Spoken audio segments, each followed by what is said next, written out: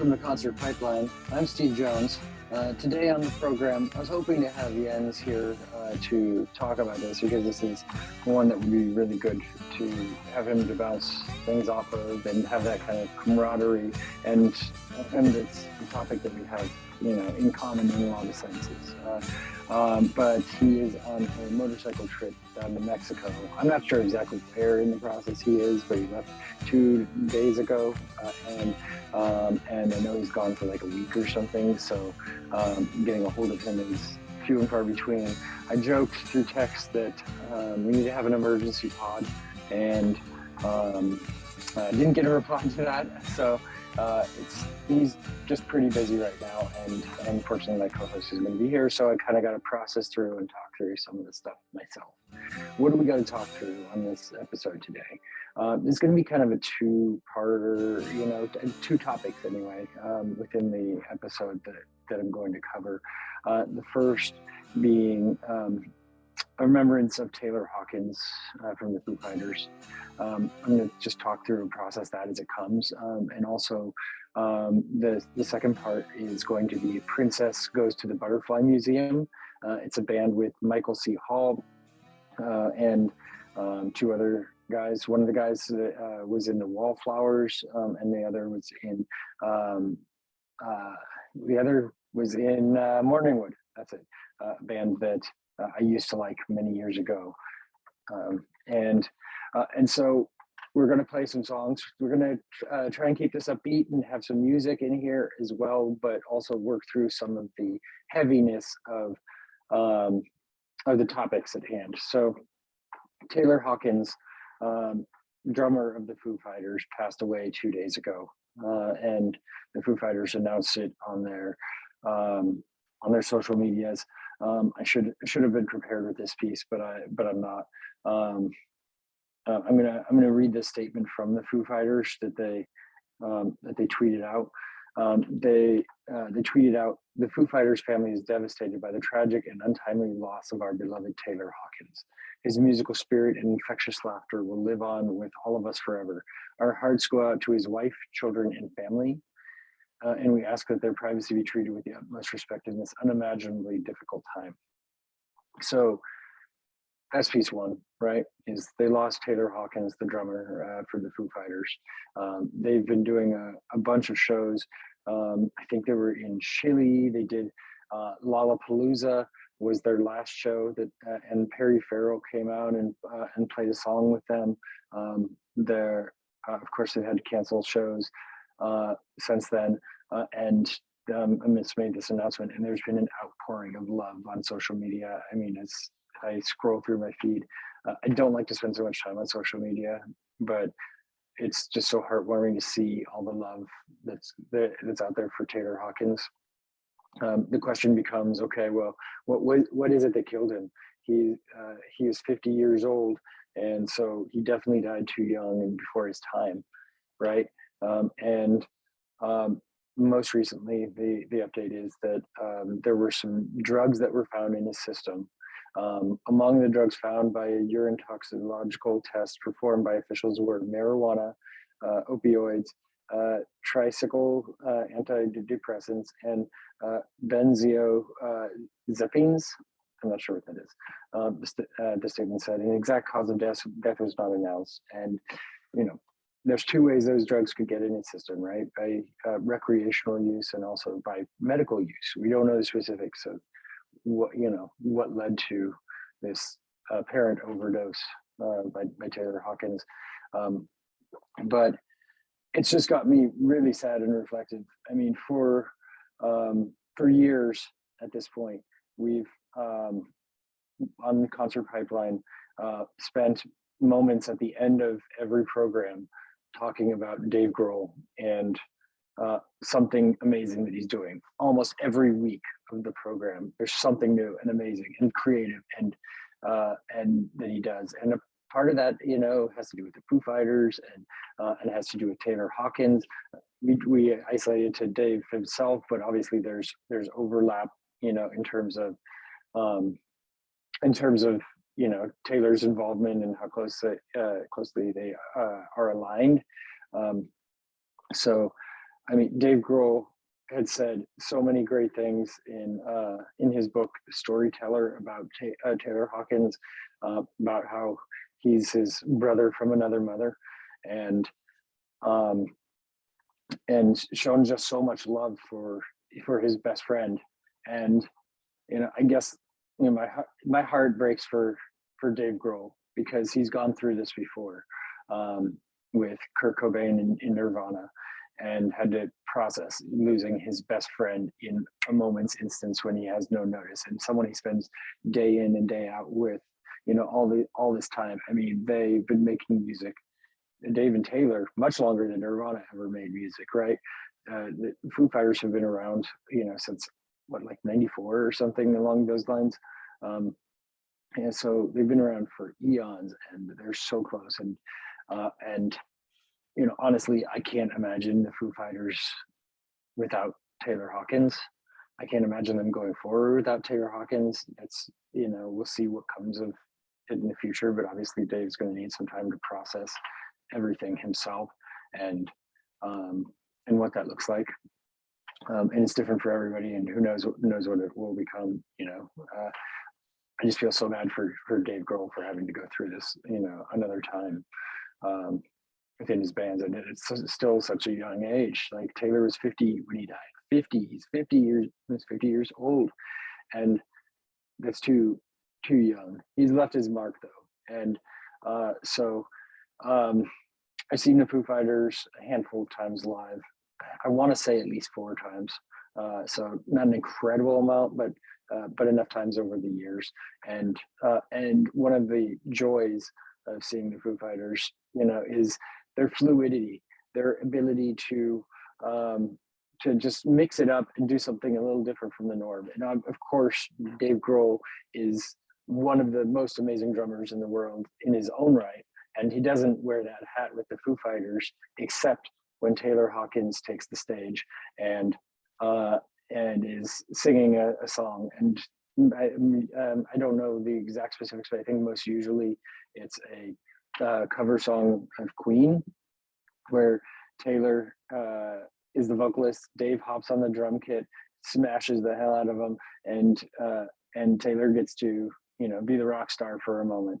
And Taylor, in his own right, has been the rock star in other bands as well, including his side band Chevy Metal, which I wish I'd gotten to see them live at some point, but I haven't been able to.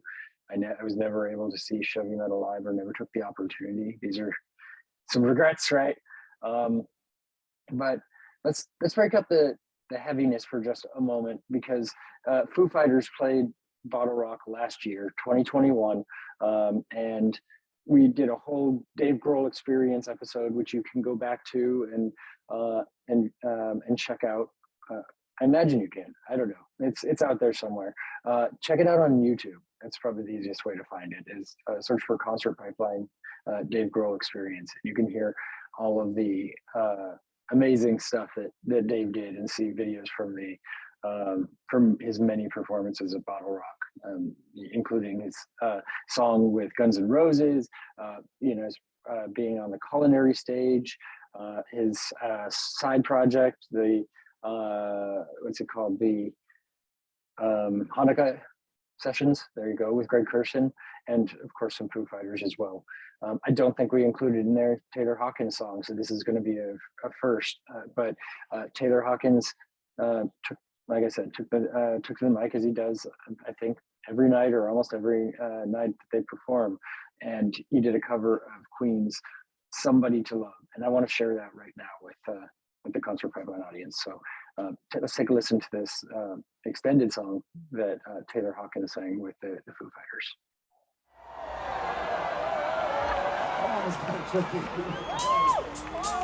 Got a little wild there, didn't it?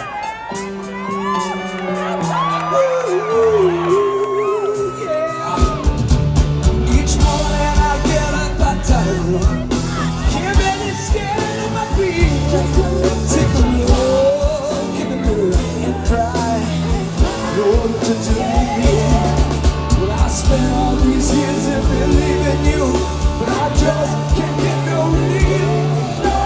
Somebody, yeah, yeah.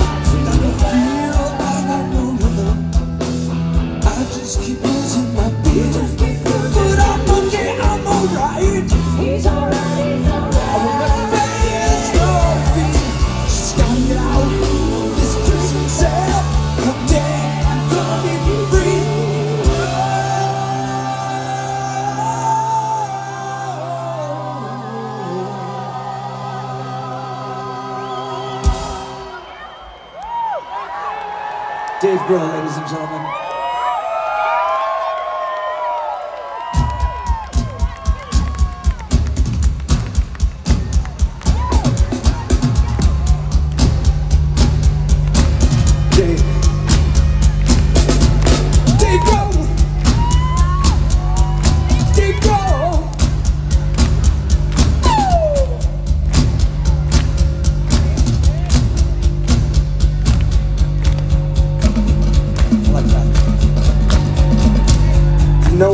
No one knows.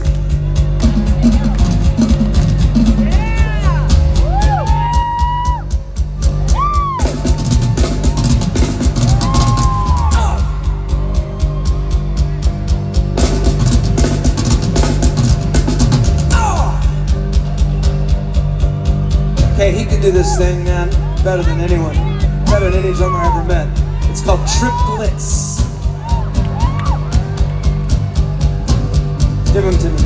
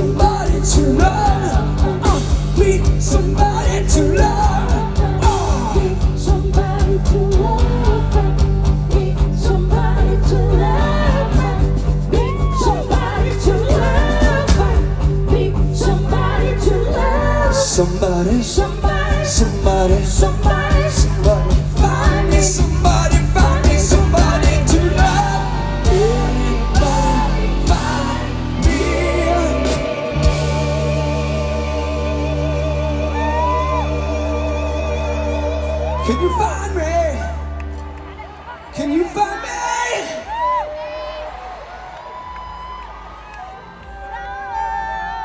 Somebody do.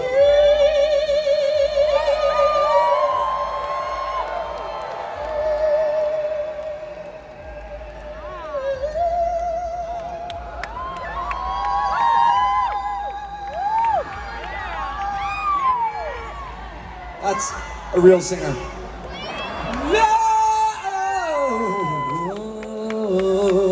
Love you. Find me somebody to love, to love, to love, to love, to love.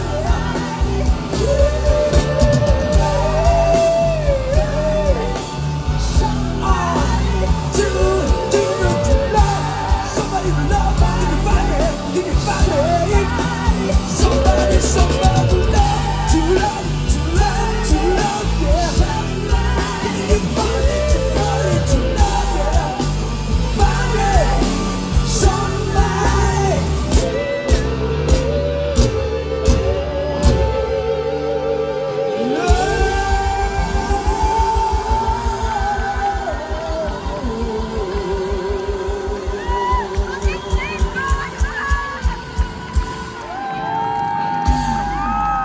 Thank you very much, Dave Grohl, ladies and gentlemen. That was Somebody to Love by Queen, performed by Taylor Hawkins with Dave Grohl on the drums here on Concert Pipeline.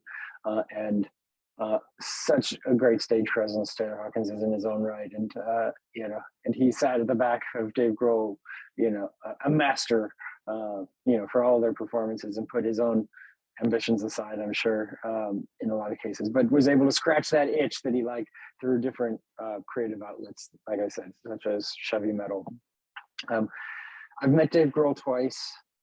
You can say almost three times if you count twice in the same night, and once. And I had the opportunity to meet Taylor Hawkins the first time I met Dave Grohl back in 2005, but I didn't do it, and that isn't just a regret now, but something I've regretted over the years as my fandom of the Foo Fighters has grown. I'll paint the picture of what the story was. I had a press pass because I was covering the event in some capacity, either through my podcast or through an internship I had back in the day. And I was able to use that press pass to sneak backstage at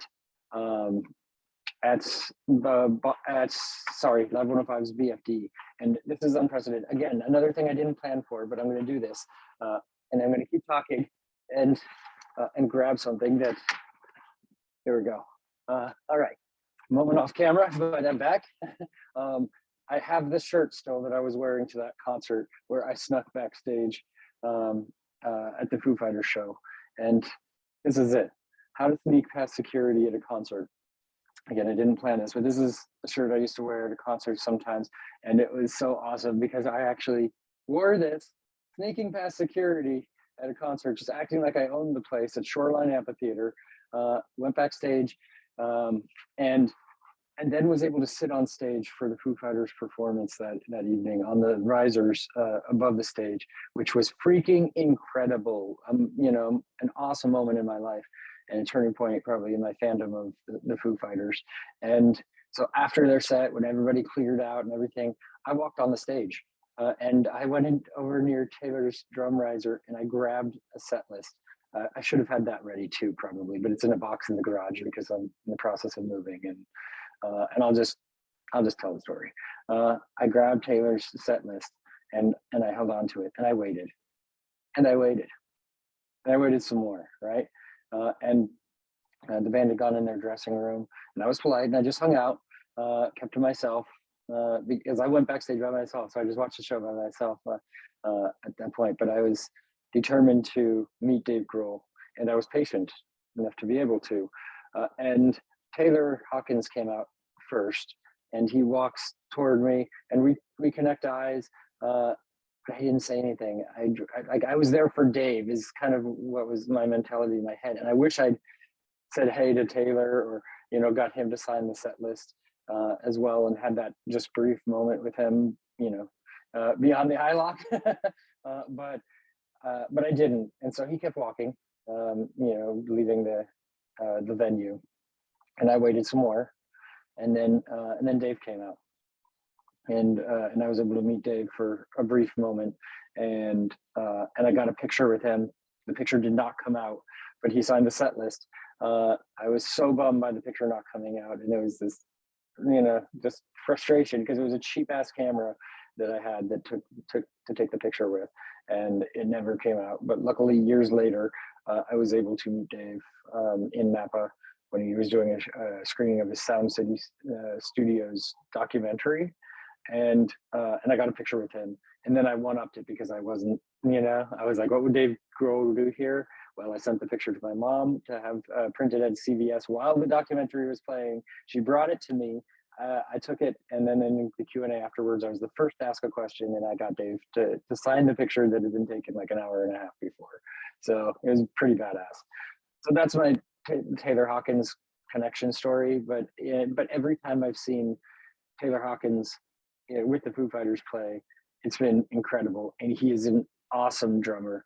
And he joined the band for their song Everlong. That's kind of like he wasn't the original drummer of Foo Fighters, but he joined after the song had already been recorded, but he was in the video, and so he's been there for most all of their successes, if not all of them, really.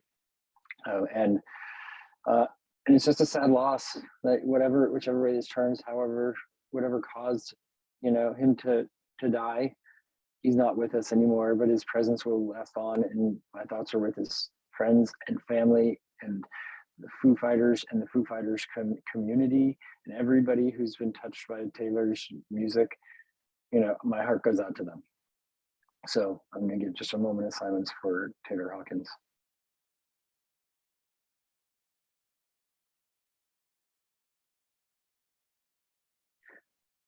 Okay. So we can't just leave it at that.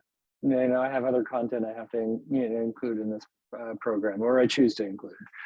Anyway, I guess let's say, and that is Princess Goes to the Butterfly Museum. I'd hoped for an interview with them. We were working on it, and it didn't come to fruition.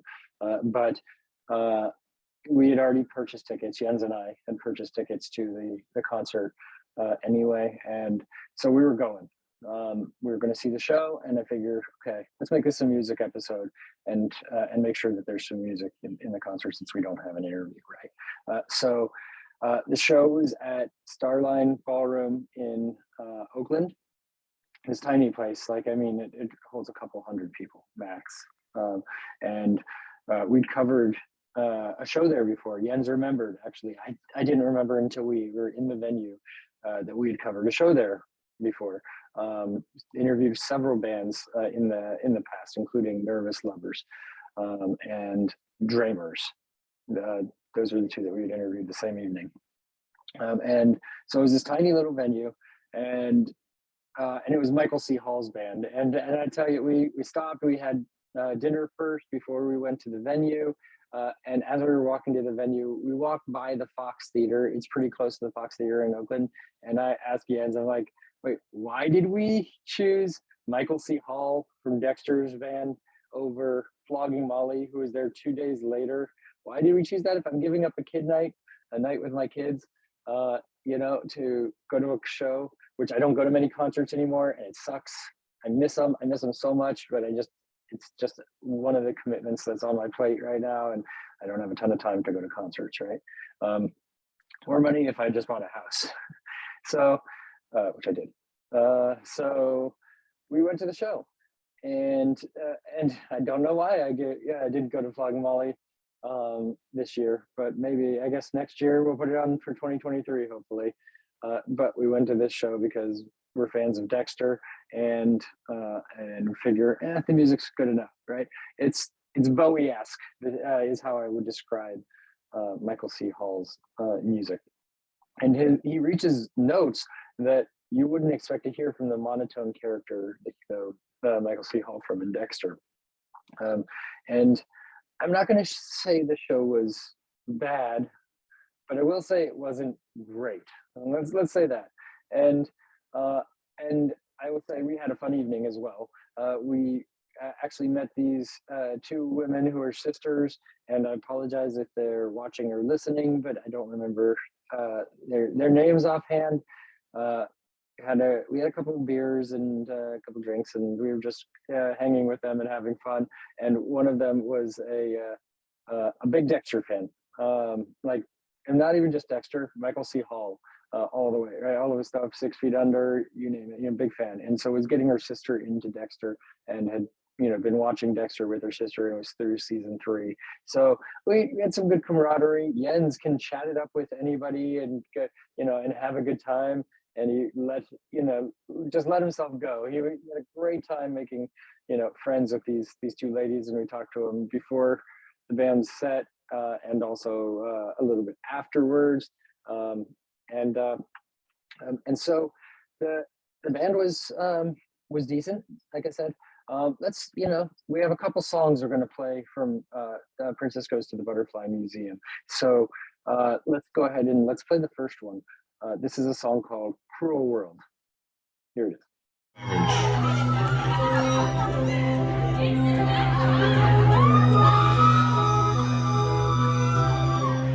I'm putting you out of your misery, 'cause darling, you're bringing me down. I wish I could say that I'm sorry, but I'm over that now. I'm taking you out. It's a cruel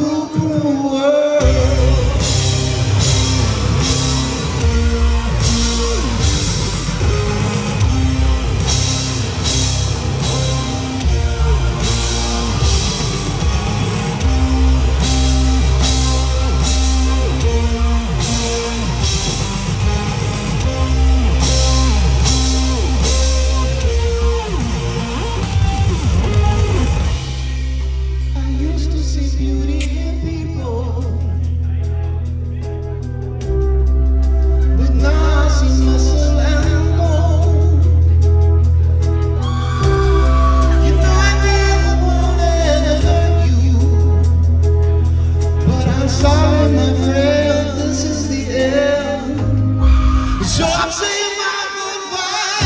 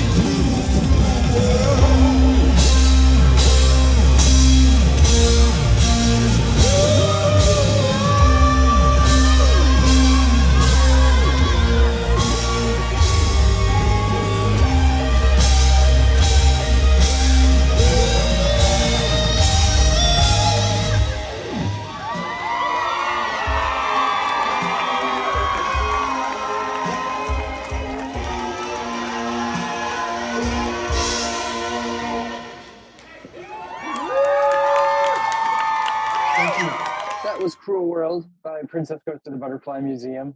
And so, like I said, we watched the show, we were hanging out, we recorded a couple songs, and I wanted to mention also Princess Goes, look, Princess Goes, I can't type, to the okay. I wanted to remember the name. Oh yeah, there we go. Peter Yanowitz was, he's the drummer for Princess Goes to the Butterfly Museum, and he was also in the band Morningwood, and I interviewed him years and years and years ago, probably 17 or 18 years ago, if I were to guess. 18, I think is the right amount. So a long time ago when he was in that band with Chantal Claret, and it was such a fun band, and I got to see them a couple times live and interview them a couple times, and tons of fun, right? And so the show in Oakland, the beer made the music a little better, I'll say. I don't know what I was expecting, from it. I was expecting a decent show and to get out with my buddy, I think is what I was looking for. And I don't know, there's this thing about me that I guess this is where it comes down to, is that I like bands with actors to a degree. I like seeing them because I like seeing them kind of scratch that itch and getting to see them live. If it's someone that I respect. And this dates back when I did Concert Pipeline as a television show years ago, right around that same time frame. Well, that was the time frame when I was doing it, when I interviewed Peter before. And I saw Juliette Lewis's band, Juliet and the Licks, and then got to interview her, and we had a great time. She said it was a great interview, and thanked me for doing it. And then I saw her like a year later when she was in town again, and became friends with her at that point. And she gave me her number. I recorded some videos for her, and we'd hang out every time she was in the city, right? And her band hasn't been around for a while, and that kind of chapter of my life has, changed when I had kids, and wasn't living in the Bay Area anymore. So I haven't talked to Juliet in a long time, but we used to be friends. Not like close friends or anything, but friendly to the point where we'd hang out and at her shows in town, right? Even after the show. And so I've seen a lot of different actors' bands, and it's always just this interesting thing to me. 30 Seconds to Mars, we interviewed them without Jared Leto, and Jared Leto kicked my video camera, during the performance. A little side tap, that was interesting. I saw Steven Seagal's blues band, which was interesting. Never got a chance to see Bruce Willis's band live, but I'm sure that'd be fun. I'm sure there are others that I've seen. And Jada Pinkett Smith her band Wicked Wisdom. They played Ozfest, and I got to take pictures of her band from the photo pit, and see her and Will Smith backstage. I don't know. Maybe it's this, the interest in the star piece, but I always like seeing them kind of wear that different hat in a sense. So that's why we went to the show. We were both into it, right? Nevertheless, no, Nevertheless is the name of the next song that we're going to play by Princess Goes to the Butterfly Museum. So let's go ahead and let's get into that now. Here is Nevertheless by Princess Goes to the Butterfly Museum. Nevertheless, misgivings notwithstanding, nevertheless, you need to sign. Nevertheless, it's best if you cooperate. Think of the sake of your mind. It's best to relax and focus on your breathing. You're gonna feel a tiny sting when you wake up. The program will initiate. You won't remember a thing.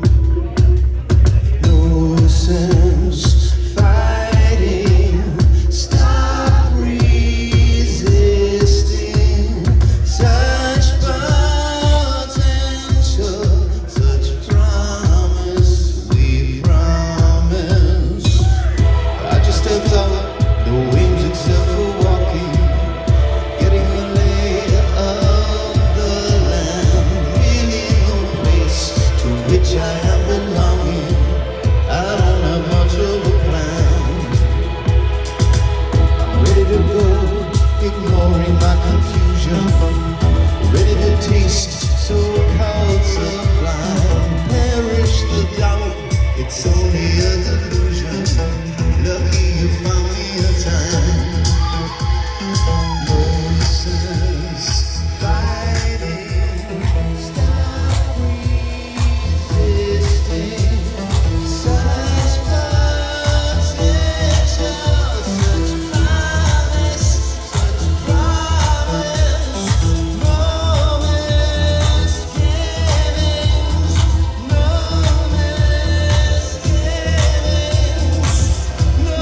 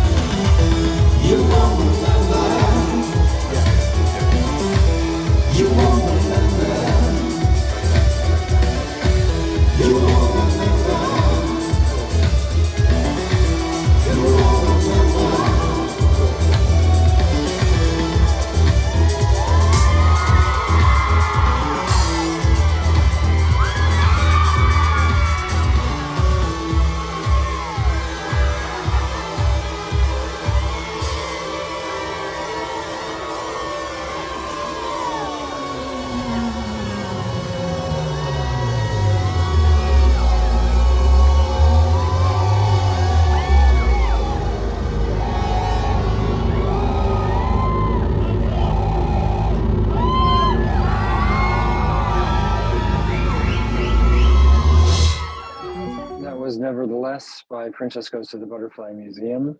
And so that takes us to our final segment of the program, Music News.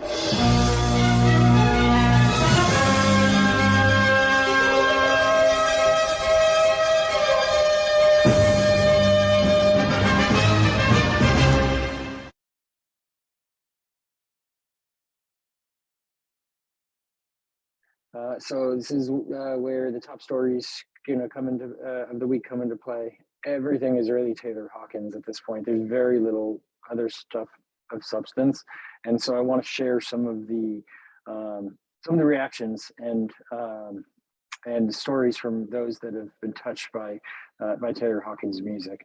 The first will be around Lars Ulrich from Metallica fame. He sent out a series of tweets remembering Taylor. He said, "Thank you, Taylor. Thank you always for having the biggest, warmest smile on your face and for lighting up every room with your infectious energy and good vibes. At Bottle Rock recently, I had the best seat in the house right above you. And once again, stood in amazement watching as you effortlessly steered the Foo Fighters through a 2-hour festival set with the perfect balance of swing, swagger, bounce, and insane chops." Was at that same show and really remember it being amazing as well. Ulrich continued, "Your phone call a week ago touched and inspired me, and I will always be appreciative for you championing our community as in your parting words. Drummers stick together. Damn right, brother. Except now the community is lesser without you." Guns N' Roses, Axl Rose, and Slash also remember Hawkins. Shocked and saddened to hear of the passing of Taylor Hawkins, Rose tweeted, "He was a really great guy, drummer, and family man. Was always great to see him. Was looking forward to seeing him and everyone at Daytona. Truly saddened. My deepest condolences to his family, the Foo Fighters and their fans. Devastated by the loss of our friend, Taylor Hawkins. I have no words to express all the feelings I have about his passing, but my heart goes out to his family and his band and friends." There are also others, Ringo Starr, Brian Wilson. Ringo Starr wrote, "God bless Taylor, peace and love to his family and the band, peace and love." Wilson tweeted, "I'm heartbroken to hear about Taylor Hawkins. He was such a nice young man.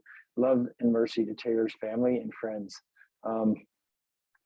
And so, I mean, the tributes go on and on and on, and like the heartfelt sentiments. Stevie Nicks wrote a new poem about Taylor Hawkins. She shared a photo of the two of them, and she said, "Thank goodness for the photo booth in the Foo Fighters studio. Because of these pictures, my friendship with Taylor will always be at my fingertips. He always came to my shows. He and his best friend Dave even let me be a Foo Fighter for a little while. We recorded a kick-ass version of Gold Dust Woman." And she added, "Taylor was very handsome and he was very cute. Sometimes that combination is way better than beautiful. I think it's everything. He had a huge heart and a glorious smile. When he walked into the room, everyone looked up. When he left the room, everyone was sad." So her poem that she wrote to him was, "I am sad now." Let me start over. She wrote, "I am sad now. I am really sad. It's like rolling thunder. Yes, that's what I said. It's like a bad dream. Comes like a wave, gives you a moment, and then drags you away. Our hearts are broken. We will never be the same. As I write these words, I feel the pain, but I will always remember that the laughter and the fame brought us together to play the game, and we played it again and again and again, and it was extraordinary. Don't forget us. I will be right here. Love you, Stevie."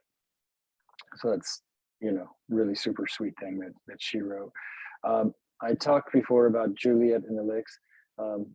Juliet actually had Dave Grohl drum on her second album, Four on the Floor, and she had played shows, I think, at Reed's in England, some big festival in England with the Foo Fighters, and so she knew Dave and crew, and she also had the opportunity to perform with Taylor Hawkins as well, and so she wrote something on Instagram. I'm going to read.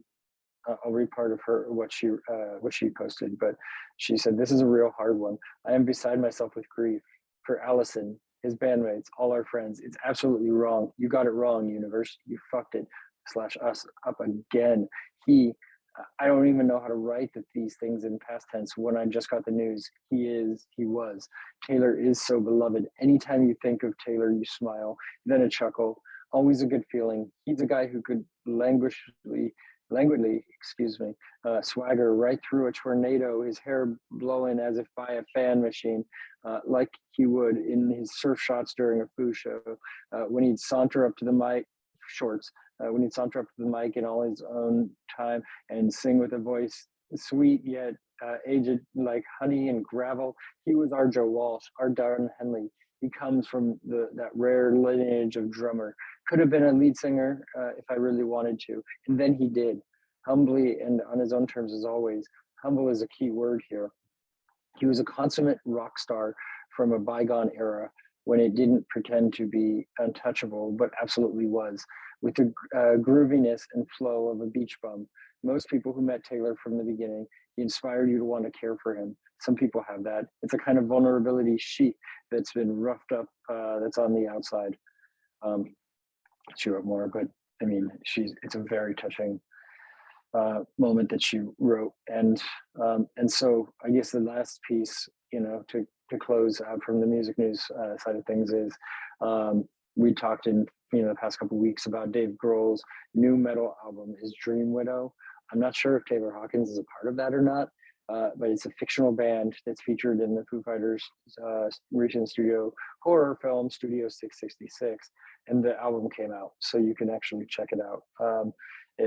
Again, you look for Dream Widow if you want to give that a listen, and it's available to stream. It's an 8-track release, which was previewed with March of the Insane last month, and it opens with frenzied rapid fire death metal, Encino. 8 songs that you can check out. So all right, so that's our show for today. We'll close it out with one more song because we got to have some music. We got to keep the music going and realize the music will keep going. But the Foo Fighters for me are one of those last great rock bands, and so I don't know what the next chapter holds for Dave Grohl and crew, but I'll be there as a fan on the side, and big props to Taylor Hawkins for being the backbone, the marching drum of that band. Really a life well lived, and his legacy will live on. So with that, we'll close out the show, and then with one more song from Princess Goes to the Butterfly Museum show at Starline Ballroom in Oakland. This is a song called Love American Style. We'll catch you next time.